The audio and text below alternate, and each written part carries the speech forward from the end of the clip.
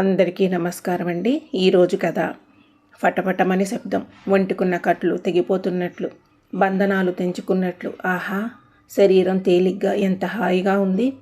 పంజరం నుండి విడుదలైన పక్షిలా స్వేచ్ఛగా ఎగురుతున్నట్లు. అవును, నిజమే, ఎగురుతున్నట్లు. నేను నేలకు ఆనుకుని లేను, గాలిలో ఉన్నాను. ఆశ్చర్యంగా ఉంది. మంచం మీద నిద్రలో నేను, గాలిలో తేలియాడుతూ నేను. ఏమిటిది? రెండూ నేనెలా అవుతాను? అయోమయంగా చూస్తున్నాను. 60 ఏళ్ల నా జీవితానుభవం చెబుతుంది. సంధ్య, నువ్వు నీ శరీరాన్ని వదిలేశావు అని. అంటే? అర్థం కానట్లు ప్రశ్నార్థకం. నువ్వు చచ్చిపోయావు, అంతరాత్మ జవాబు. ఆత్మలో అంతరాత్మ. మంచం మీద నిద్రలో ఉన్న నన్ను నేను చూసుకున్నాను. నిజమే, చలనం లేకుండా ఉన్నాను. ఊపిరి ఆగిపోయింది. ఎస్, నేను చనిపోయాను. కన్ఫామ్ చేసుకున్నాను. శారీరక మానసిక బాధల నుండి విముక్తి పొందాను. ఇంకా ఇంట్లో ఎవరికీ తెలియదు. తెల్లవారుతుంది. చిన్న కొడుకు కోడలు లేచాక వాళ్ళ రియాక్షన్ ఎలా ఉంటుందో చూడాలని చాలా ఎగ్జైటింగ్గా ఉంది. అన్నట్లు నేను చనిపోయింది నిజమైతే నన్ను తీసుకెళ్లడానికి ఎవరూ రాలేదేమిటి? యమభట్టులో లేక స్వర్గం నుండి దేవదూతలో రావాలి కదా. యమభట్టులు రారు. ఎందుకంటే నాకు తెలిసి ఇంతవరకు నేను ఎవరికీ అన్యాయం చేయలేదు. ఖచ్చితంగా యమభట్టులు రారు. నేను ఇలా ఇక్కడే ఉండిపోవాలా? ఇంకా నాలో ఏమైనా కోరికలు మిగిలిపోయాయా? నాలో నేనే గొనుక్కుంటున్నాను. అదిగో చిన్న కొడుకు లేచాడు. అలికిడి అవుతుంది. నాకు చాలా ఆత్రంగా ఉంది. నా రూమ్లోకి ఎప్పుడొచ్చి నన్ను చూస్తారో. కొడుకు కోడలు లేచి ముఖాలు కడుక్కుని టీ తయారు చేసి తీసుకువస్తారు. అప్పుడే చూస్తారు. 6 ఏళ్ల నా మనవరాలు లాస్య కూడా లేచింది. మమ్మీ నానమ్మలకి గుడ్ మార్నింగ్ చెప్తాను అంటూ తుర్రుమని నా గదిలోకి వచ్చింది. నన్ను అంటే నా శరీరాన్ని కదిపింది, లేపుతుంది. డాడీ డాడీ, నానమ్మ ఒళ్ళు చూడు, కూల్గా ఉంది. కొడుకు కోడలు ఇద్దరు పరిగెత్తుకు వచ్చారు. కొడుకు నా ముక్కు దగ్గర చెయ్యి పెట్టి చూశాడు. అమ్మ చనిపోయింది అన్నాడు నెమ్మదిగా. వాడి ముఖంలో విచారం లేదు. కంటి నుండి ఒక్క కన్నీటి చుక్క రాలేదు. వాళ్ళకి పక్కనే ఉన్న నా రూపం కనబడడం లేదు. కానీ నాకు అన్నీ కనిపిస్తున్నాయి. లాస్య నా శరీరం వంక భయంగా చూస్తుంది. చిన్న కొడుకు సెల్లో అందరికీ విషయం చెబుతున్నాడు. కోడలు లాస్యాన్ని తీసుకుని హాల్లో కూర్చోబెట్టి నా రూమ్లోకి వచ్చింది. నెమ్మదిగా నా తల ఎత్తి నా మెళ్ళో ఉన్న గొలుసు తీసుకుని వెళ్ళిపోయింది. కోడలి చేష్టలని గుడ్లప్పగించి చూడడం తప్ప ఏం చేయగలను? ఆ గొలుసు ఆయన చనిపోకముందు సంవత్సరమే కొన్నారు. 5 తులాలది. ఆ రోజు సంఘటన ఇంకా నాకు బాగా గుర్తుంది. ఇప్పుడు నాకెందుకు? ఎవరైనా చూస్తే నవ్వుతారు. ముసలి వయసులో ఈ సోకులేమిటి? పిల్లలకు ఏదైనా చేయిస్తే బాగుంటుంది కదా అన్నాను. అంతే, ఒక్కసారిగా ఇంతెత్తున లేచారు. నోర్మి, వాళ్ళకి పెట్టాల్సింది బాగానే పెట్టాం. ఇది నీకోసం చేయించాను. నీ కోసం. ఇదిగో, నువ్వు చచ్చే వరకు ఇది మెడలో నుండి తీయకు. ఎవరికీ ఇవ్వకు, తెలిసిందా? ఆయన మాటలకి కళ్ళల్లో నీళ్ళొచ్చాయి. ఏమన్నానని అంతలా ఎగిరిపడ్డారు? ఉక్రోషంగా మనసులో అనుకున్నాను. నన్ను ఆ స్థితిలో చూసి, పిచ్చిదానా, నేను ఉన్నా లేకున్నా నీ ఆస్తి ఇదేనే. నీ ఒంటి మీద వస్తువు లేని ఆస్తి. వాటి కోసమే నా పిల్లలు నిన్ను బాగా చూసుకుంటారు. అందుకేనే. అర్థమయ్యిందా? నిన్ను బాధ పెడితే సారీ. మళ్ళీ పసిపాపని అనునయించినట్లుగా బుజ్జగించారు. ఆయనది ఎంత ముందు చూపో, ఎంత అనుభవంతో ఆ మాటలన్నారో. నేను నిజంగా పిచ్చిదాన్నే. నా పిల్లలు అలాంటి వాళ్ళు కాదు. వాళ్ళు బంగారం. మనల్ని పువ్వుల్లో పెట్టి చూసుకుంటారు. మీవన్నీ అనుమానాలే అని గొప్పలు పోయాను. ఈ 4 ఏళ్లలో పిల్లలు నిజస్వరూపాలు ఒక్కొక్కటిగా తెలిసి బాధపడుతూనే ఉన్నాను. చిన్న కొడుకు కోడలతో అంటున్నాడు, అన్నయ్యకి ఫోన్ చేశాను. 2 కొడుకులం ఉన్నాము. అమ్మ అంత్యక్రియలు గ్రాండ్గా చేయాలి. జరిగే ఖర్చంతా నేను చూసుకుంటానన్నాడు. అమ్మయ్యా, ఫోన్లే, ఆ బాధ్యత అయినా తీసుకుంటున్నారు. వెటకారంగా అంది. పెద్దక్క చెల్లి ఇద్దరు బయలుదేరి వస్తున్నారు అన్నాడు. కోడలు అప్పటికే నైటీ మార్చుకుని చీర కట్టుకుంది. ముందు బయట అందరికీ చెప్పండి, శవాన్ని బయటకు తీయాలి. ఇంట్లోనే పోయింది ఆవిడ. ఆవిడకేం? బాగానే పోయింది. కానీ ఇప్పుడు మన చాకొచ్చింది చావు. ఎలాంటి గడియలలో ప్రాణం పోయిందో ఏమిటో. మంచిదో కాదో పంతులు గారిని అడగాలి. అసలే పిల్లలున్న ఇల్లు. చిరాగ్గా అంది. చివుక్కుమనిపించింది నాకు. ఈ శరీరం శవంగా మారిపోయింది. అది కొన్ని గంటలలోనే. ప్రాణం ఉన్నంతవరకే ఈ శరీరానికి విలువ. లేదంటే అది శవమే. నిజమే మరి. అయ్యో, నేను కూడా గమనించలేదు. నేను చనిపోయేది మంచి గడియలో కాదో. నా మూలంగా వీళ్ళు ఇబ్బంది పడాలి అనుకుని నాకున్న పరిజ్ఞానంతో లెక్కలు వేసుకుని చూశాను. పర్వాలేదు, మంచి రోజు మంచి తిథిలోనే పోయాను. పోన్లే, పిల్లలకు ఇబ్బంది లేదని ఊరట చెందాను. పక్కవాళ్ళు వచ్చారు. నా శరీరాన్ని బయటకు తెచ్చిపెట్టారు. తల దగ్గర దీపం అగరవత్తులు వెలిగించారు. ఒక్కొక్కరు వచ్చి చూసి వెళ్తున్నారు. కొడుకు ఫ్రెండ్స్ వచ్చి వాడిని పలకరించారు. గంటలోనే దగ్గరలోనే ఉన్న కోడలి తల్లి తండ్రి ఇద్దరూ వచ్చేశారు. ఆవిడ నేను దేహం వంక అనే కంటే నా మెడవంక దీక్షగా చూసింది. కంగారుగా కూతురితో అంది, మెళ్ళో గొలుసేది? నేను తీసేశాను అందే నిర్భయంగా. అయితే పర్వాలేదు, మంచం పట్టకుండా మంచి సావే వచ్చిందిలే. మీ అత్త అదృష్టవంతురాలు అంది.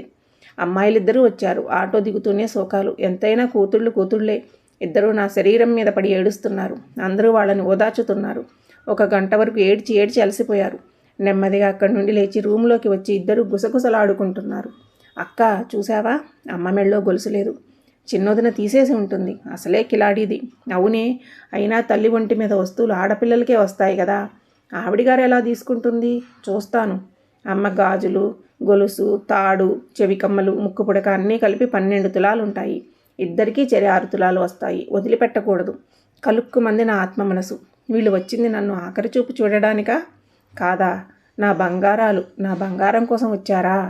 పక్క రూమ్లో చిన్న కొడుకు కోడలు గవ్వా టిఫిన్ తింటున్నారు. ఈ తతంగమంతా అయ్యేసరికి మళ్ళీ మధ్యాహ్నం అయిపోతుంది. కాస్త తిను బాబు అంటూ కోడలు తల్లి వాళ్ళకి కొసరి కొసరి వడ్డిస్తుంది. లాస్య ఉండుండి మౌనంగా ఏడుస్తుంది. టిఫిన్ చేయమంటే చేయనని మారాం చేస్తుంది. దాని కడుపు మాడితే అదే తింటుంది. ఉండని అమ్మ, కోడలు కోపంగా అంది. వాళ్ళ అమ్మమ్మ బలవంతంగా గ్లాసు పాలు తాగించింది దానితో. బయటపెట్టిన నా శరీరాన్ని కిటికీలో నుండి తదేకంగా చూస్తూ కూర్చుంది లాస్య. బంధువులందరూ వచ్చారు. 10 గంటలకి నా పార్థివ దేహానికి అంత్యక్రియలు జరిగిపోయాయి. అయినా ఇక్కడే ఉన్నాను నేను. నా ఆత్మల గాలిలో తిరుగుతూనే ఉంది. శ్మశానం నుండి ఇంటికి వచ్చిన వెంటనే హడావుడిగా చిన్న కార్యం చేయడానికి తతంగం మొదలైంది. ఇంటి బయట వంట చేయిస్తున్నారు. బంధువులు వాళ్ళ ఊళ్ళు వెళ్ళిపోవాలి. మరి శ్మశానం నుండి వచ్చిన తర్వాత అది చనిపోయిన వారి ఇల్లులాగా లేదు. నవ్వుకుంటూ జోక్స్ వేసుకుంటూ అందరూ హడావుడిగా పని చేస్తున్నారు. 11 రోజులకి పెద్ద కార్యం చేస్తారు. ఆ రోజుకి అమెరికా నుండి పెద్దాడు వస్తాడు. వాడిని చూసి 4 సంవత్సరాలైంది.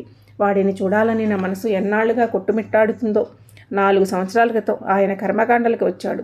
తర్వాత వాడికి అక్కడే బాబు కూడా పుట్టాడు. మళ్ళీ ఆయనే మనవడిగా పుట్టాడని ఎంతో మురిసిపోయాను. మనవణ్ణి చూడాలనే కోరిక రోజురోజుకి పెరిగిపోతూ వస్తుంది. పోనీలే, ఇన్నాళ్ళకి వస్తున్నాడు. మనవణ్ణి తనివి తీరా చూడొచ్చు. బయట కోడలు ఒక చికెనేపిస్తున్నారేంటి? అత్తయ్యకి చేపలంటే ఇష్టమండి, చేపలు తెప్పించండి అంటూ ఆర్డర్ వేసి లోపలికి వచ్చింది. లోపల కూతుళ్ళు కోడల మధ్య రుసరుసలు. బంగారం కోసం. ఇన్నాళ్ళు ఆవిడికి చాకరీ చేశాను. నాకు ఏమిచ్చింది ఆవిడ? నాకు ఆడపిల్ల ఉంది. ఆ పిల్లంటే ఆవిడకి మక్కువ. అందుకే ఈ మధ్య మాటిమాటికి నా గొలుసు నీకేనే తల్లి అని దానితో అనేది. నేనెప్పుడన్నాను? కోడలి మాటలకు ఉలిక్కి పడ్డాను. అందుకే నేనే గొలుసు తీసుకున్నా. ఇక ఏంటంటారు అన్నట్లు వాళ్ళ వైపు చూసింది. అయినా మీకేం అన్యాయం చేయలేదుగా. గాజులు, తాడు, కమ్మలు ఉన్నాయి, అవి తీసుకోండి అని విసవిసా అక్కడి నుండి వెళ్ళిపోయింది. కూతుర్లిద్దరూ ఒకరి ముఖాలు ఒకరు చూసుకుంటున్నారు. అనుబంధం, ఆత్మీయత అంతా ఒక బూటకం. ఆత్మతృప్తికై మనుషులు ఆడుకునే నాటకం. వింత నాటకం. ఈ పాటలో ఎంత అనుభవసారం ఉంది. 2 వాక్యాలలోనే జీవిత సారం చెబుతుంది. చిన్న కొడుకు అక్కా చెల్లెల దగ్గరికి వచ్చాడు. అక్క, అన్నయ్య ఫోన్ చేశాడు. సెలవు దొరకడం లేదు. నాన్న కర్మకాండలకి నేను ఎలాగూ దగ్గర ఉన్నాను కదా. అమ్మది నువ్వు చూసుకో. నీ అకౌంట్లో డబ్బులేస్తాను. ఏ లోపం లేకుండా పెద్ద కార్యం గ్రాండ్గా చెయ్యి. సంక్రాంతికి వస్తాను అన్నాడు. ఇప్పుడు అమ్మ తాలూకు ఫోటోలు మెయిల్లో పెట్టమన్నాడు అని వాళ్ళ వైపు చూశాడు. తమ్ముడు, పెద్ద కార్యానికి ఎంతమంది అవుతారు? వాడు కొంచెంసేపు ఆలోచించి, దాదాపు 500 మంది అవుతారక్క అన్నాడు. అయితే అమ్మ జ్ఞాపకార్థం మనం రాగి గ్లాసులు ఇద్దాం. మా ఊర్లో రేటు తక్కువ కదా. గ్లాసు 150 లోపు ఉంటుంది. ఏమంటావు? అవునక్క, ఈ స్టీలు పాత్రలు అందరూ ఇచ్చేవే. వాటికన్నా రాగి ఐటమ్ ఇస్తే గ్రాండ్గా ఉంటుంది. మీల్స్కు ప్లేటు 150కి తగ్గకూడదు. ఏమంటావు తమ్ముడు అంది పెద్ద కూతురు. అలాగే, మంచి వంట వాళ్ళని పిలిపిస్తాను. ఆ మధ్య మా కొలిగింట్లో ఫంక్షన్ అయ్యింది. వాళ్ళ భోజనాలు బాగున్నాయి. ఆ వంట వాళ్ళనే పిలిపిస్తాను అన్నాడు వాడు. అమ్మో, ఎంత ఖర్చు పెడుతున్నారు. రాగి గ్లాసులు తల్లి జ్ఞాపకార్థం ఉచితంగా వచ్చిన వాళ్ళకి పంచుతాడా? పూజ కోసం చిన్న రాగి చెంబు కొనరా, 20-25 ఉంటుంది అని నేను ఒకసారి అంటే, నీవన్నీ దూబరా ఖర్చులే అమ్మా, ఎందుకు చెప్పు అని విసుక్కున్న కొడుకేనా వీడు? తల్లికి కడుపు నిండా భోజనం పెట్టలేని వీళ్ళు ఆ తల్లి చావు కార్యానికి వచ్చే వాళ్ళకి గొంతు వరకు భోజనాలు పెట్టి ఫ్రీగా గిఫ్ట్లు ఇచ్చి పంపిస్తారు. అంతా డాంబికాలే. నలుగురిలో గొప్ప కోసం తల్లి మీద కపట ప్రేమను నటిస్తున్నారు. కోపం వచ్చింది నాకు. పెద్ద కార్యానికి పెద్దన్నే వస్తే బాగుండు. చిన్న కూతురంది. వదినే వద్దని ఉంటుంది. వాడి కోసం అమ్మ ఎంత కష్టపడింది. అన్నీ మర్చిపోయాడు. విశ్వాసం లేదు. పెద్ద కూతురంది. వాడికి పెళ్ళం ఎంత చెబితే అంత. అన్నయ్య ఫారిన్ వెళ్ళడానికి ఉన్న ఎకరం పొలము అమ్మించి నాన్నకి ఇష్టం లేకపోయినా ఎదిరించి మరీ వాడి చేతిలో పెట్టింది. చిన్న కొడుకు అన్నాడు. అన్నయ్యకే ఏంటి, చిన్నోడివి నీకు మాత్రం ఎంత చేయలేదు. మిషన్ మీద బట్టలు కుట్టి ఆ డబ్బులు దాచి నీ సరదాలు నాన్నకి తెలియకుండా తీర్చేది. మర్చిపోయావా? నీ ఇంజనీరింగ్కి ప్రతి సంవత్సరం ఏదో ఒకటి అమ్మి సమకూర్చింది. ఎంతైనా అమ్మ మగపిల్లలను బాగా చూసుకుంది. పెద్దది అంటోంది. ఊరుకో అక్క, నీకు మాత్రం ఏం తక్కువ చేసింది. మంచి సంబంధమని శక్తికి మించినదైనా వాళ్ళ కన్నవారిచ్చిన ఆస్తులు అమ్మి నాన్నని ఒప్పించి మరీ చేసింది. మీ పెట్టుపోతులలో ఎక్కడా తక్కువ చేయలేదు. ఈరోజు నువ్వు ఈ గొప్ప స్థితిలో ఉన్నావంటే అమ్మ వల్లే కదా. అవును, అక్కకి గొప్పింటి సంబంధం చేసింది. మీ ముగ్గురు బాగున్నారు, నాకే అన్యాయం చేసింది మూలుగుతూ అంది చిన్నది. నోరు ముయ్యవే, అంతా నువ్వు కోరి తెచ్చుకున్నదే కదా. ఒరే, నీకు తెలియదు కానీ ఏం జరిగిందంటే, నీ క్లాస్మేట్ నీరు ఉన్నాడు చూడు, మాటి మాటికి నోట్స్ కోసమని ఇంటికి వచ్చేవాడు, గుర్తుందా? ఇది వాడు ప్రేమలో పడ్డారు. ఇది ఎప్పుడు జరిగిందక్క? కళ్ళు పెద్దవి చేసుకుని ఇంట్రెస్ట్గా అడిగాడు. ఇంటర్ చదువుతున్నప్పుడు ఇంట్లో ఒప్పుకోరని ఇద్దరూ లేచిపోదామనుకున్నారు రా. ఎలా తెలిసిందో కానీ అమ్మకు తెలిసింది.